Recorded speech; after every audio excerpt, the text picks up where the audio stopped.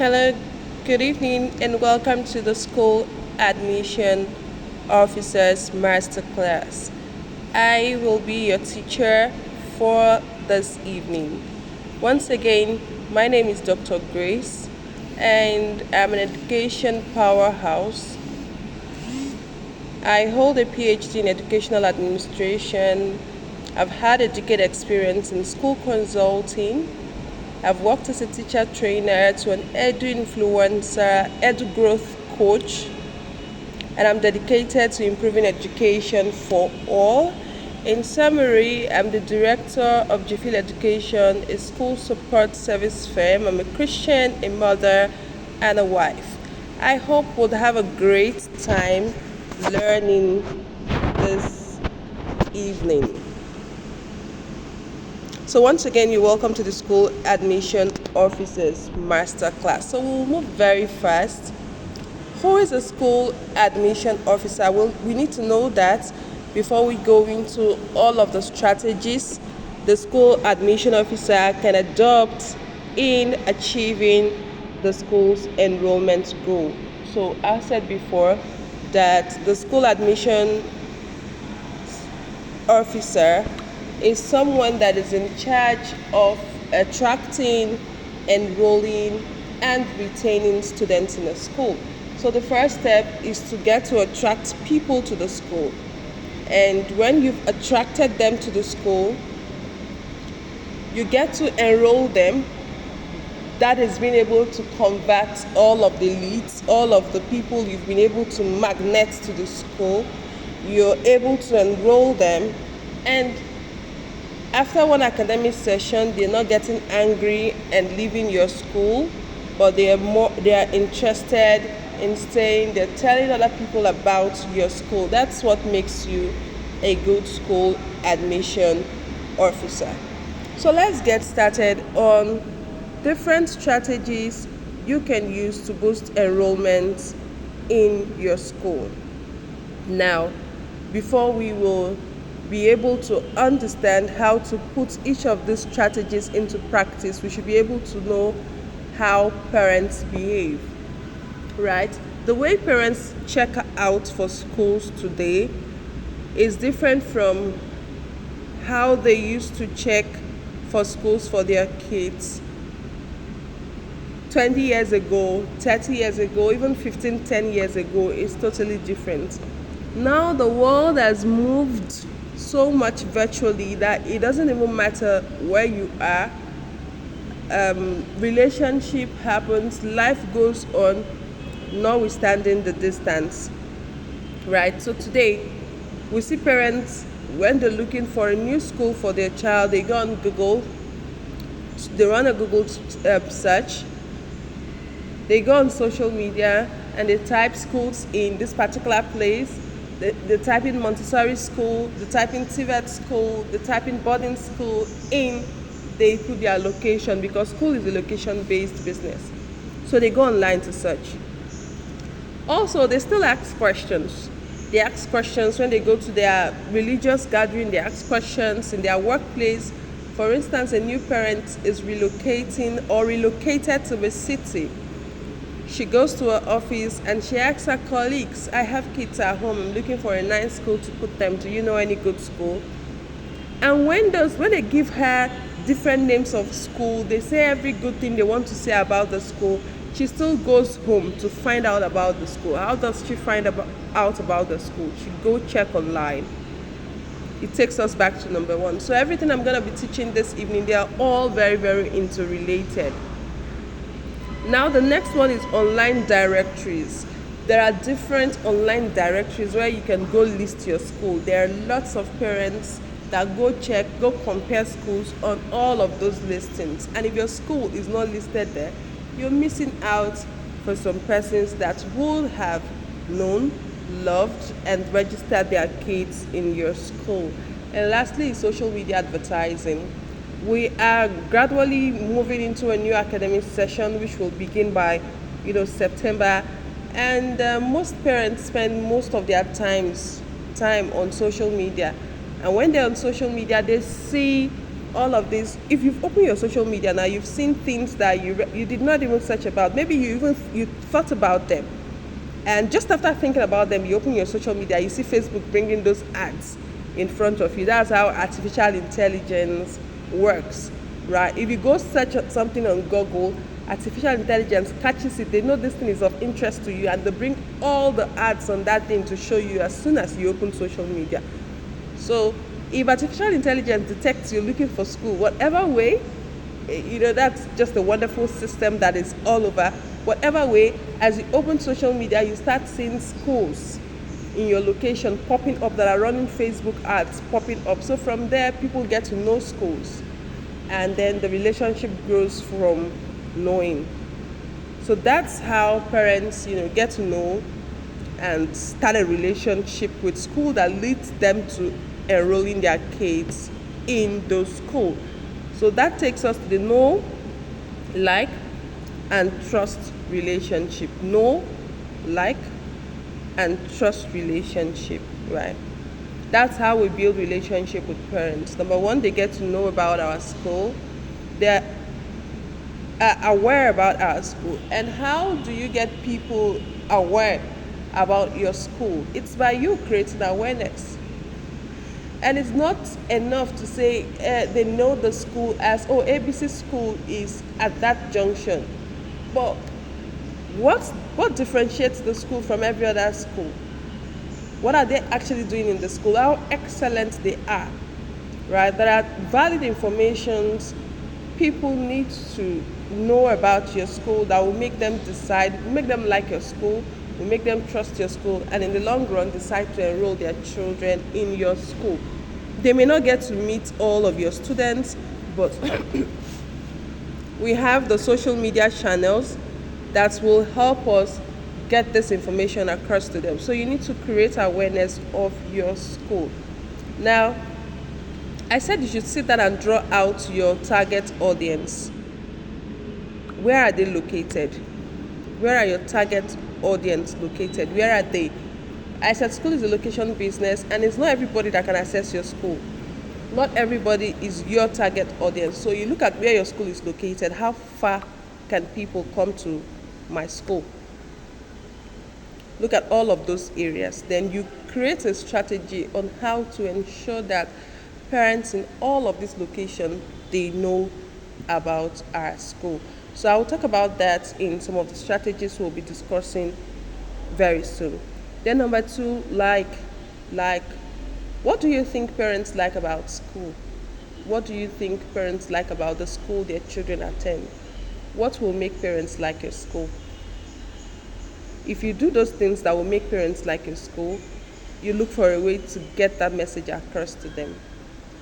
Like parents have told us of children ages 6 months to about 7-8 years, they want their children to be in an environment that is safe, that is friendly, that is like a home away from home, that their children are comfortable, their children are okay, their children are happy, and their children are well taken care of. That's what they want. So how do you show them that, we do this here?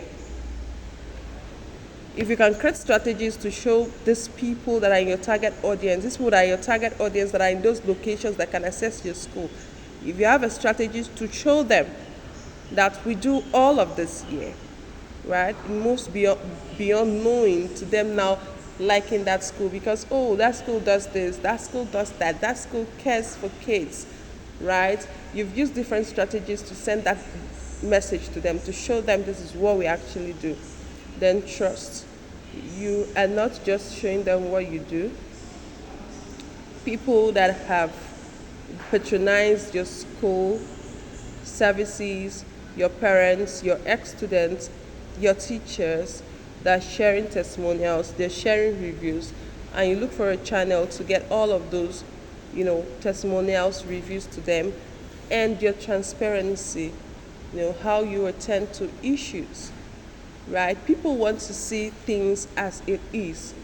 Sometimes that's why all of those are very packaged videos. They do not work. They want to see real life, of how your school delivers excellence, not the one that a child has crammed the presentation and all of that.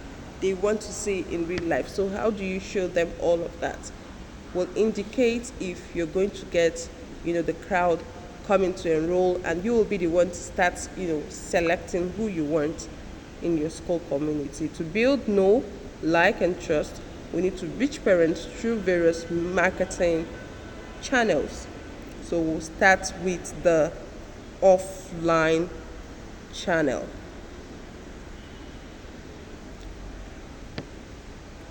So yeah, before we come to online, let's look at the offline marketing strategies. Now, not every one of us is so ready for the online, right? Not every one of us is so ready to go online, but it's something you must do. In this day and age, every businesses have gone online because that's how far life has gone. So yeah, as a school, you should need to know that change is the only constant thing. And when the world is changing, if you want to stay relevant, you keep adapting to change, right?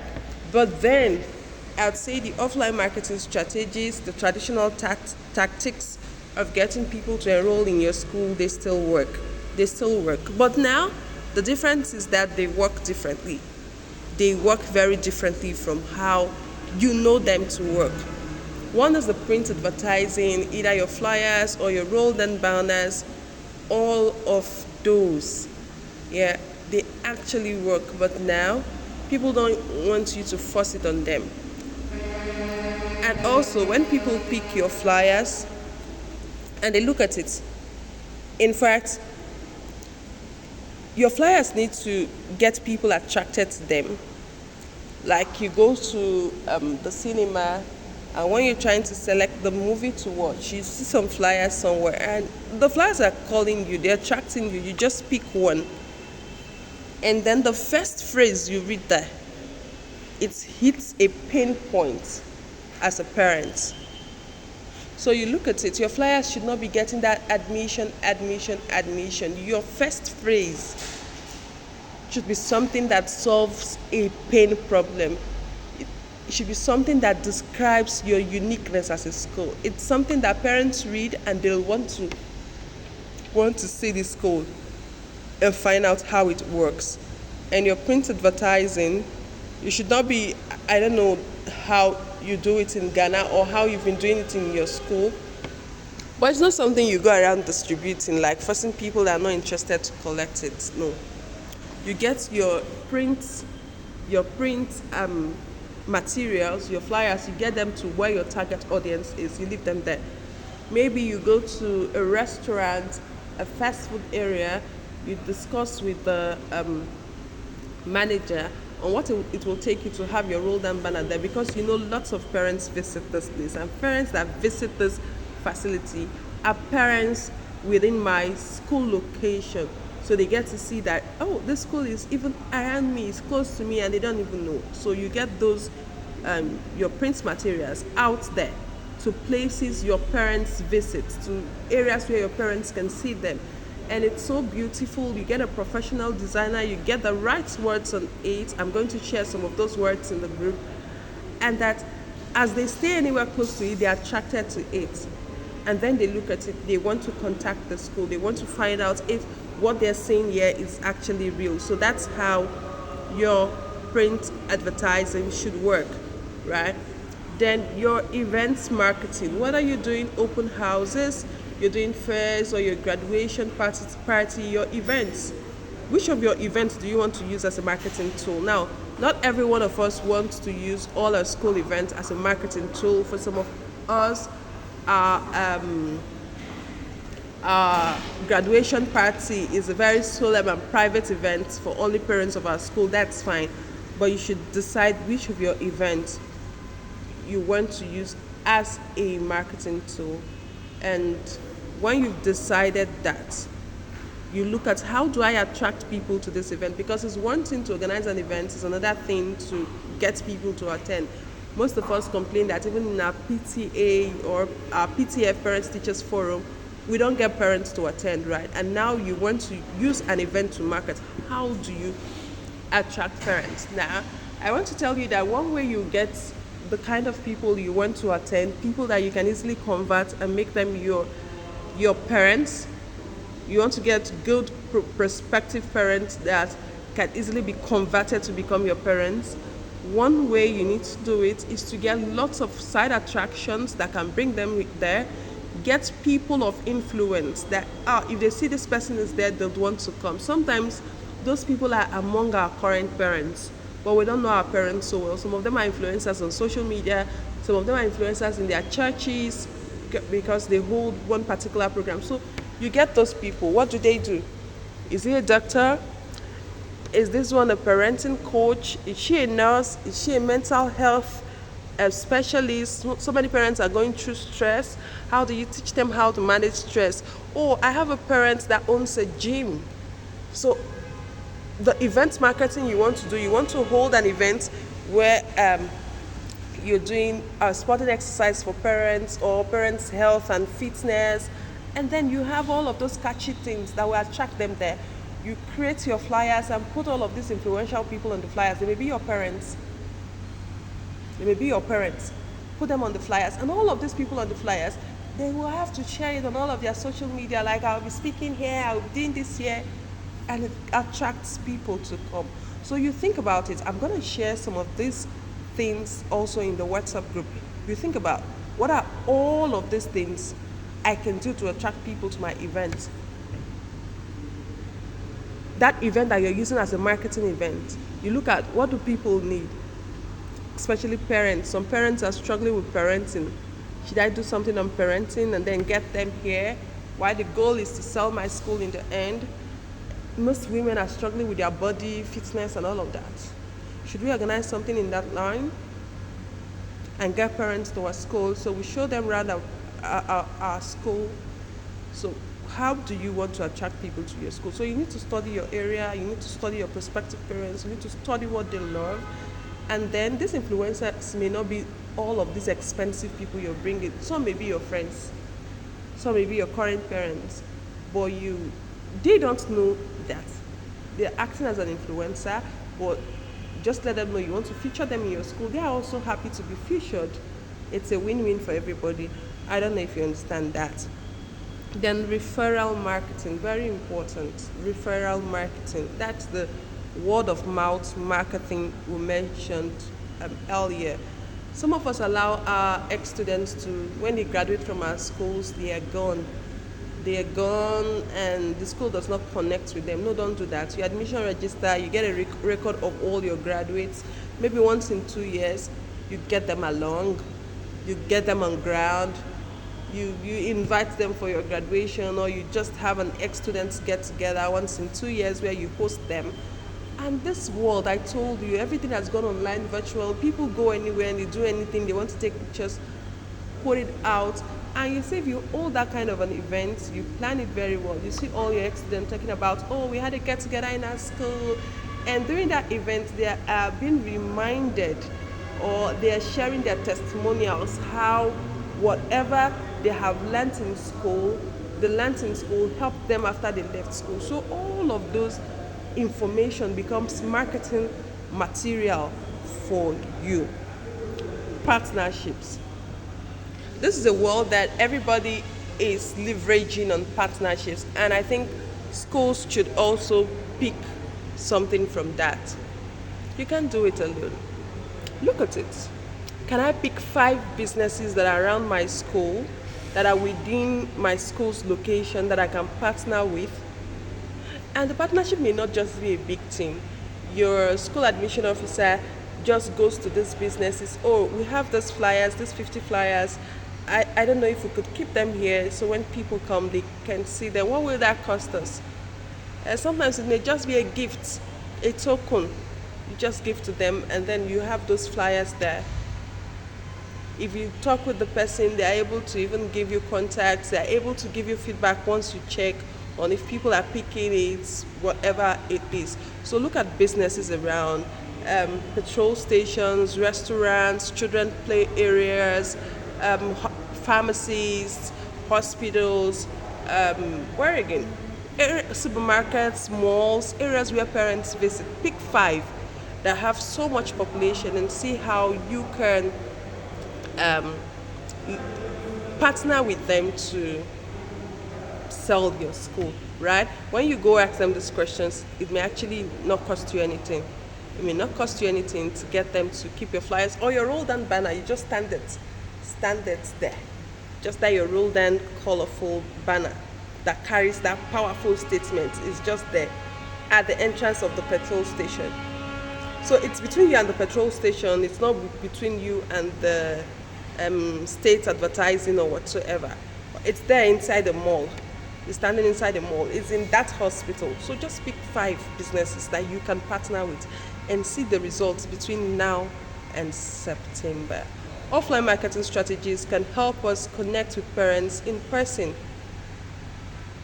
and that can lead to an increase in enrollment in our school. Now, before I end this session, I want to say that as a school, you should not give out these responsibilities to people outside. Pick 3 persons from your school, one top admin, one somebody in English language or arts department, somebody in tech department. Bring them together, and then you form your school admission team so they can sit down, even if it's once in a week, create strategies, carry them out, test and measure, and see what is working and what is not working. And when something is not working, you drop it. The one that's working, you see how to improve on it. We'll continue in the next video. Thank you.